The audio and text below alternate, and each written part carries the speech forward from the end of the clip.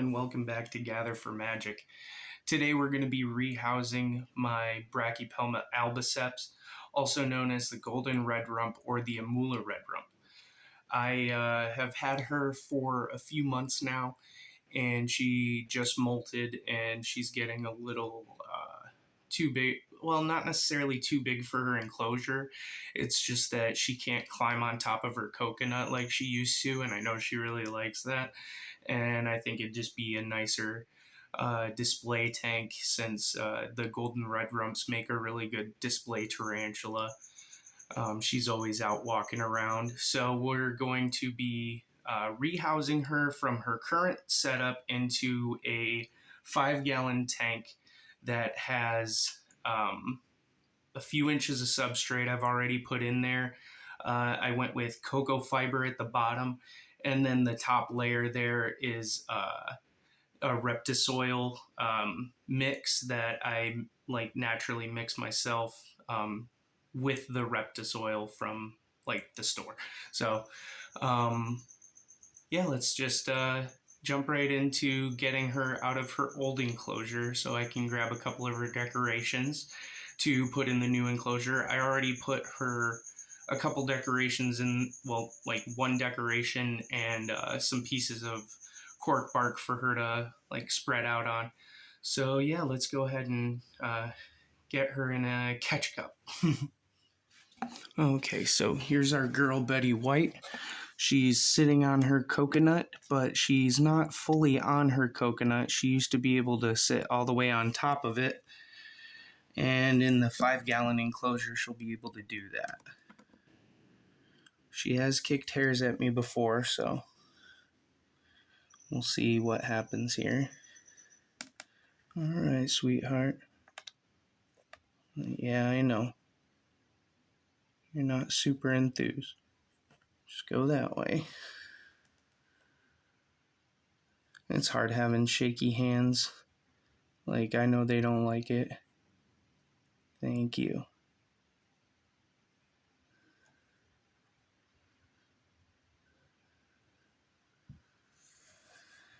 I think I need to get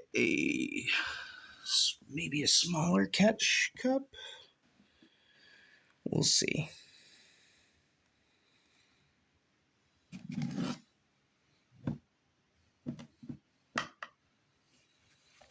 Okay.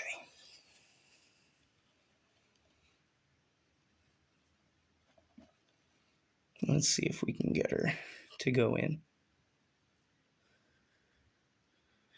Good girl. There you go. That's the way. Just grab the lid here. Oh, there she went. She kicked some hairs at me.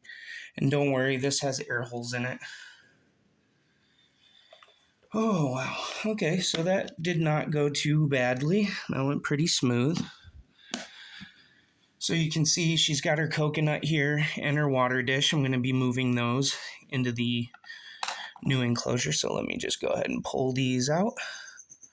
Oh, hey, look, a big old roach she didn't eat. Oh, hey, look, another one. Get off of there. I don't need you right now. I don't need you right now. Yes. Okay, so coconut, water dish. There's another roach under the water dish. What? How many roaches were in here? I know I got isopods. I don't know about all the damn roaches. I'm just going to dump this water in here because I'm not too worried about it right now. All right, we got that out. Let's show you the new enclosure and get her into her new home. All right, so this is her new home, a 5-gallon enclosure. I have her she's got a little dragon over here in the corner for decoration. Let me go ahead and put her coconut in right here.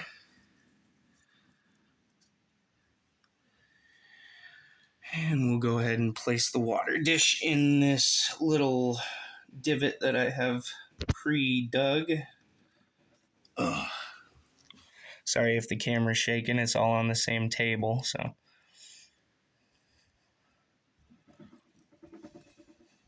I'm sure you can hear some other things rattling around. All right, that looks nice.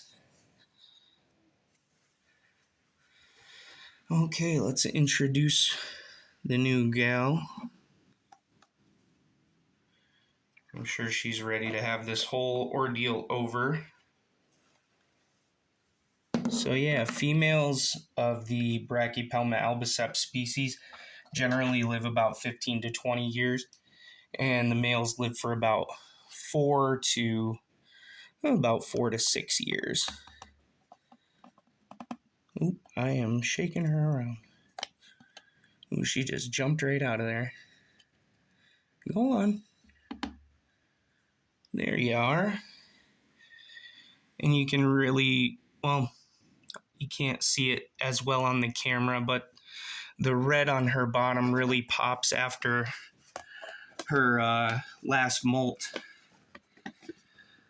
Go ahead and get her some water real quick.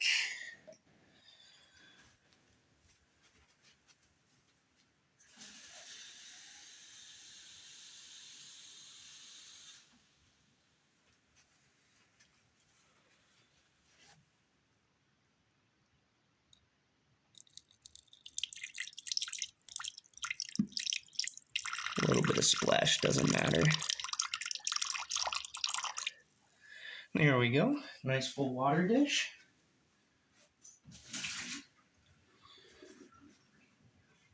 All right. So there we have it, the Brachypelma albiceps. They're also another little fun fact. They're endemic to the central highlands of Mexico, especially in Guerrero. So they're pretty used to a drier climate. A little bit of moisture doesn't bother them, but they do like it generally dry. If they do decide to dig, I try to wet down a little corner of the enclosure so that the bottom layer will be more moist than the top. But yeah, there's only about 1.5 body lengths between the bottom and where the lid will be. I can already hear people screaming before I even put the lid on. Yeah, I know. Here's the thing. I watch pretty much everybody on YouTube, okay? And everybody has their own opinions about, you can't use them because their claw tufts will get stuck. Well, here's the thing. She doesn't really like to climb any glass. She really likes to stay on the bottom. And in nature, she would naturally, occasionally climb up things that are 6 to 12 inches.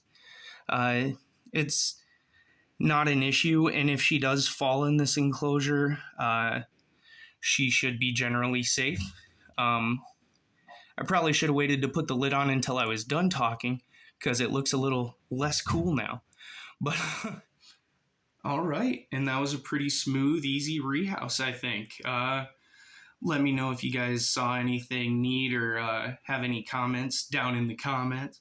I appreciate all the likes and the shares and the subscribes. Thank you so much. I never thought I'd get to 34 subscribers, but here I am. And yeah, thank you so much. I really appreciate you hanging out for this rehouse. There's going to be many more to come. We still have 3 Salmobius erminias. We still have, and they're still juvies slings. So they're going to need a rehouse once they mature. I still have the reduncuses. There's 2 of those that are going to need rehouses. We still have 2 of the Victorias that are going to need rehouses. So plenty of rehouses to come in the future.